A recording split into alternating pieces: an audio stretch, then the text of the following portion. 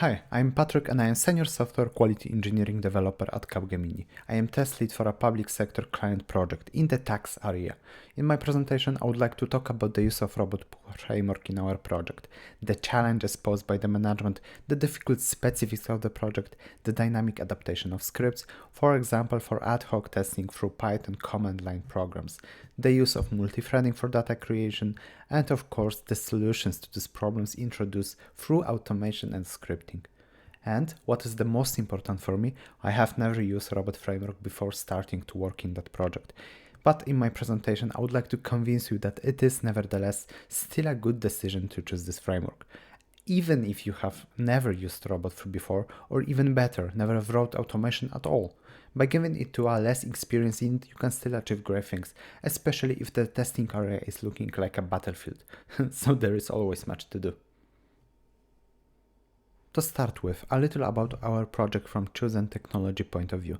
Typically, compared to other Java-based design, we might say the tech stack used in our project is rather standard. From the development part, Java in combination with Spring, Maven and Hibernate, with data layer part, Postgres and Oracle databases, and Kafka for internal event streaming, for a front-end Angular framework.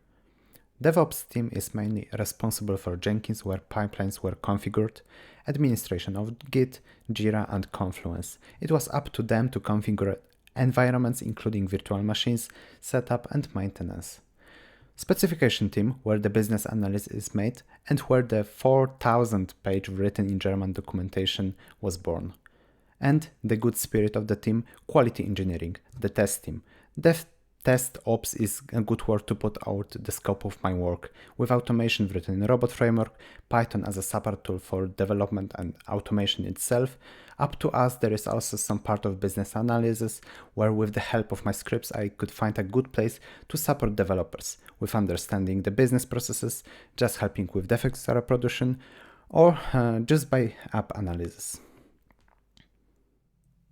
Why the name Extreme? As you could see in previous slide with 4 different teams, 5 counting the management which has itself formed an independent team, up to almost 40 team members and only 2 automation tested at the project start, of course without manual testers, combined with difficult business theme of the project, written fully in German tax language with also quite a complex architecture already present in the planning phase, sounds challenging. Our work at the beginning was not so strictly related to each other. Even development got their sub-teams. Communication was a little bit dry. Because of that we were forced to challenge more problems that we could expect. That happily changed over the time, but the start was very difficult. We even got more people for testing. Of course, this could be avoided. But you know, politics and the money. Since development and test automation had their beginnings at the same time, with constantly changing requirements from specification time, the automation and test needed an extremely agile approach. The project had no defined test standards, no test environments prepared, not to mention the test data that we were not even able to obtain from the customer on level we wanted. For sure, the use of robot framework reduced the work required to start with testing of our app, and mentioned agile approach led the way to making the robot something more than just simple automation. But why the name Robo-cop? Simply because the test automation has become a true overseer of stable QA processes, with over 600 different automated test cases, varying in test type, modules tested, and the business logic tested, pure automatic multi-tool, with automation running each night for 10 hours of constant app testing, including 6 hours of reserved time for robot tests only. Even members of development team started to take care of automation maintenance, with some encouragement in the form of email spam about the results each night, sometimes more than once, or finally the creation of blocker tickets lying on the top of Jira board on Friday evening. Of course, always with love and respect from the test lead. Starting with almost empty test repository, what we can do if there is nothing to test? Simply start planning. Without working environment where application should be deployed, the setup for the future still can be prepared. And if you have robot, it just makes it easier. So let's start with Jenkins pipeline run. Jenkins provides a robot framework plugin that will automatically collect all test run results and display all information we need. Using that in a pipeline allows us to customize the stages to our need. For example, by hard-coded exclude flag, custom directories, or just output manipulation with Rebot. Each test was linked by a tag to its assigned Jira ticket. Each test created a new test execution Jira ticket, and this was of course linked to an environment. In terms of X-ray test run history, it was a good way to show up the progress of the test status. As time went on and on in our project, we needed stability, and this forced us to stabilize our test, in particular the Selenium test, which have a habit of failing for all sorts of reasons. Perhaps this should come back a little bit later, at later stages of development, but a new project, this should be planned already at start. For this, 3 stages were created using flag rerun failed, and then using a rebot for merging the results for Jira import. So the stages: first standard robot run, the second run, which could be run if the percentage level of red tests were lower than 20, to avoid running too many red test cases.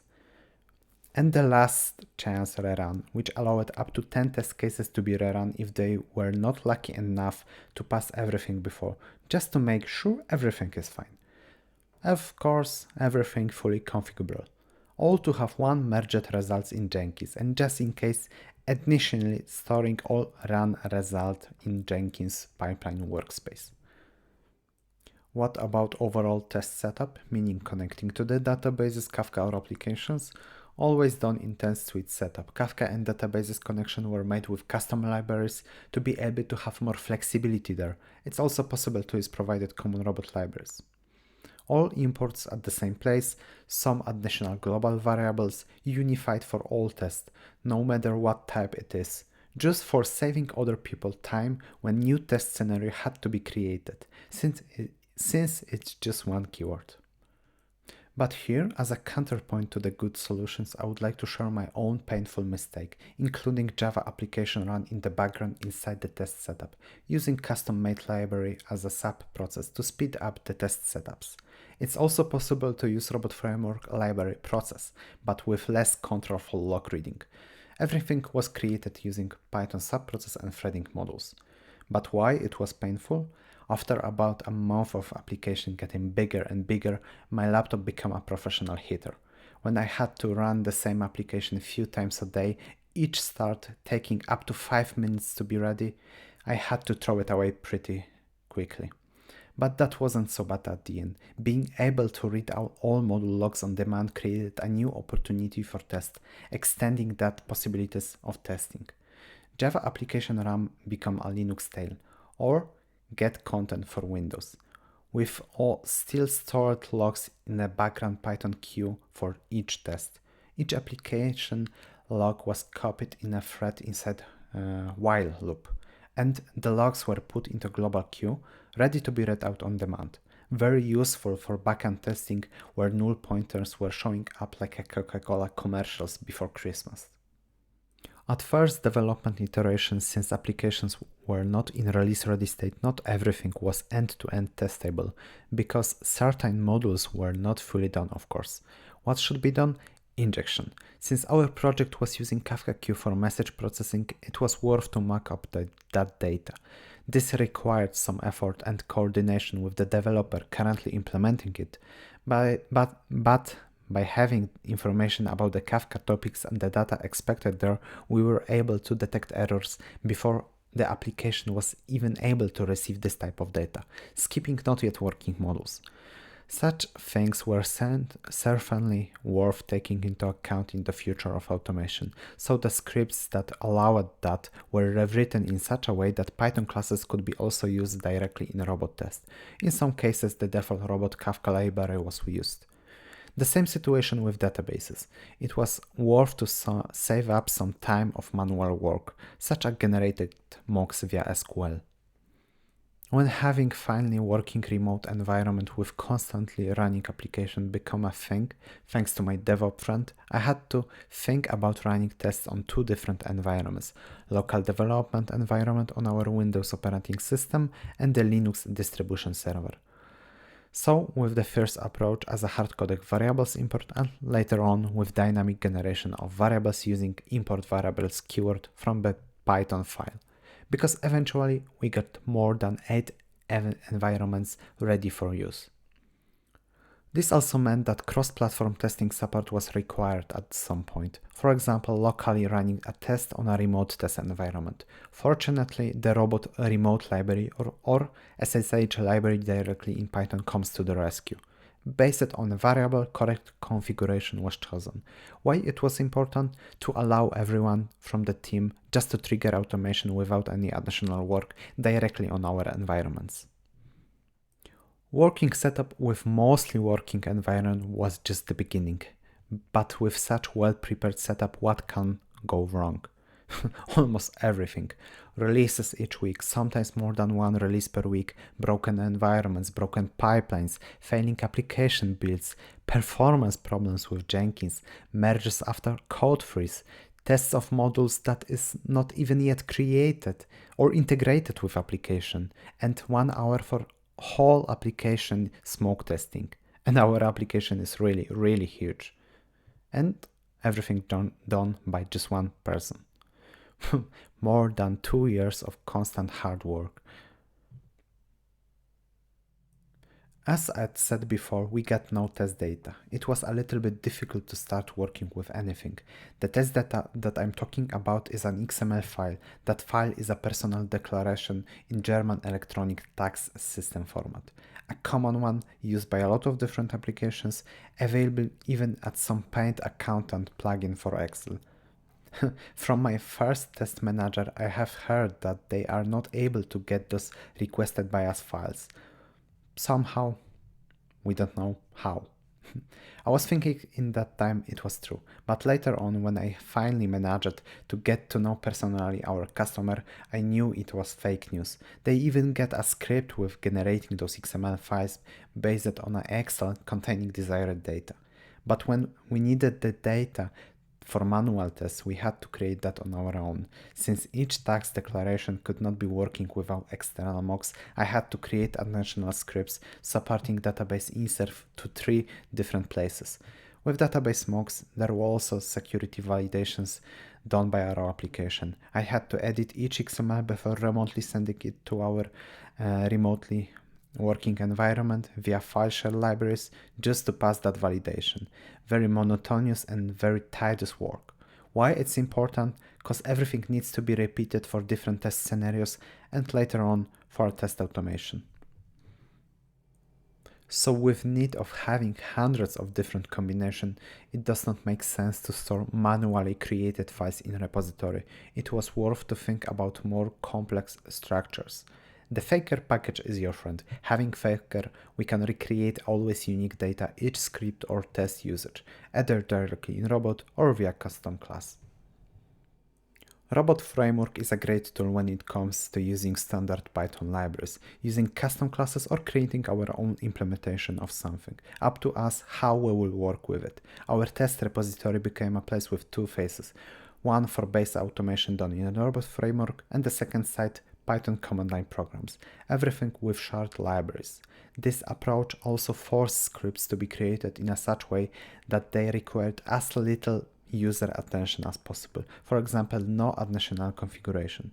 That was solved, for example, by automatically installing additional configurations, downloading additional packages, such as instant client for Oracle connection via widget, automatically unzipping zip files to speed up things, automatic import of data into the test environment selected by a single environment flag.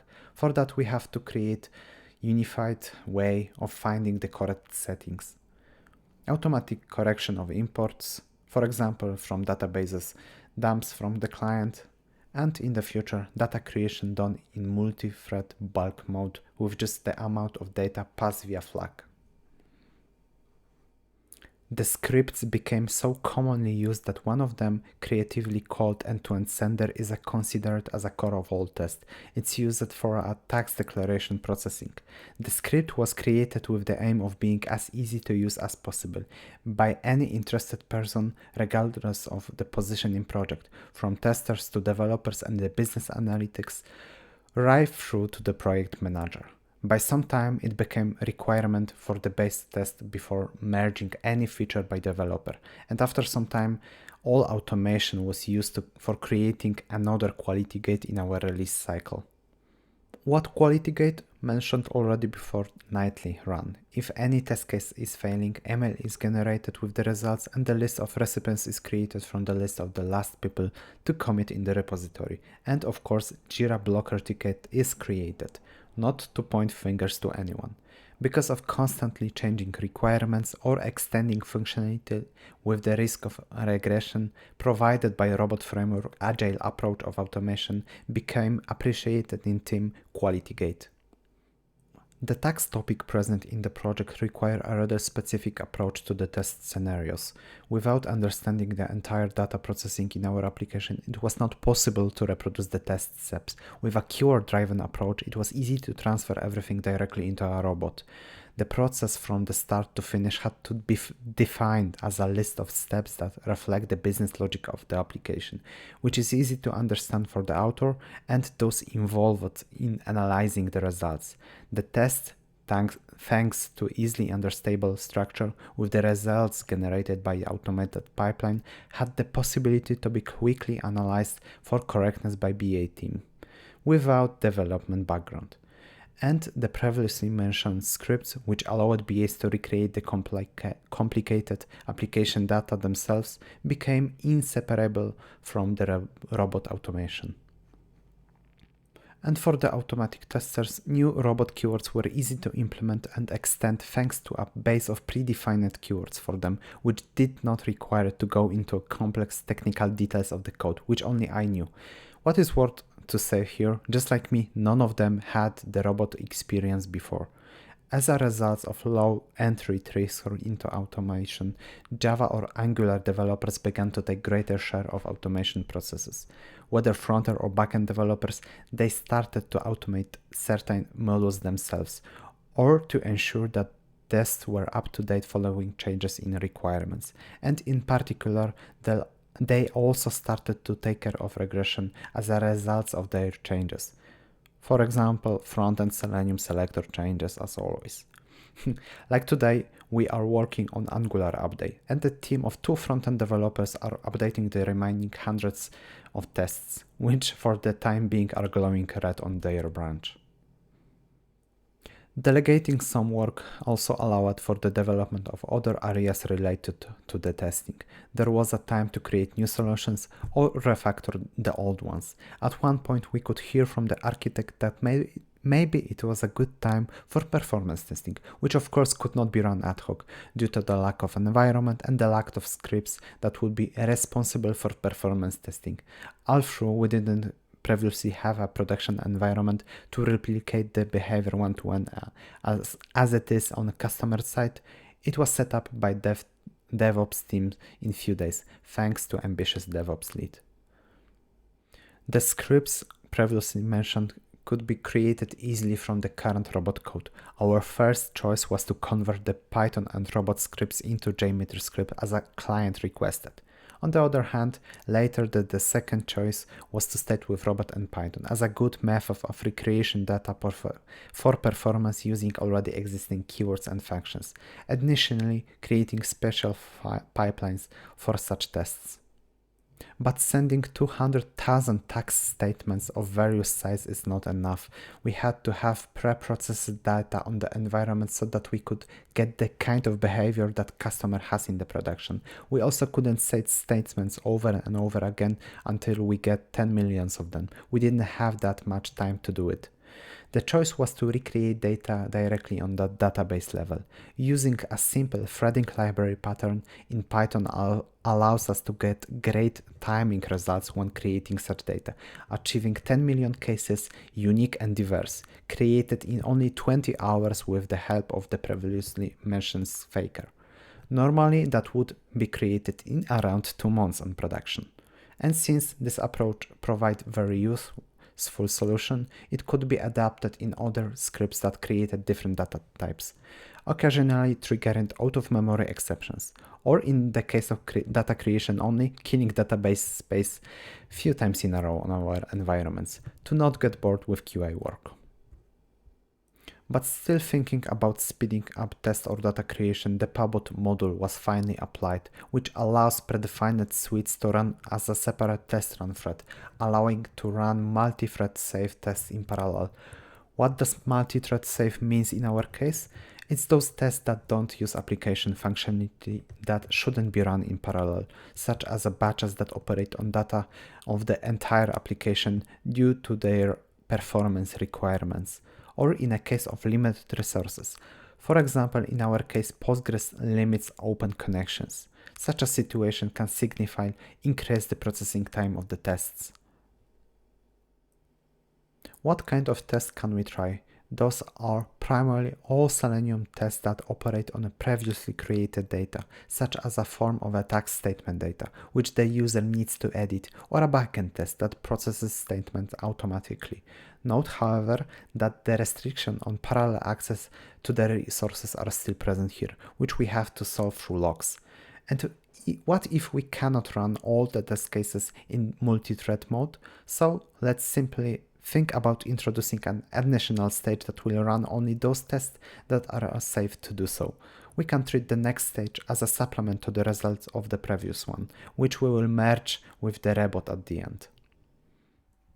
A number of solutions have been successfully integrated using many well-known libraries to create keywords that are particularly important for our app testing, pandas for application reports that were generated in spreadsheet format as a tax statistics, PDF miner to read out documents created to recipients, the taxpayers or the tax offices, regex libraries to read out and catch exceptions from logs, and many more that I cannot share in details. And as a conclusion, I can only talk about how much Robot has helped me to improve my work, and despite my lack of previous experience in Robot, it has become one of my favorites because of its simplicity, extendability and agility. Thank you for your time, for hearing me out.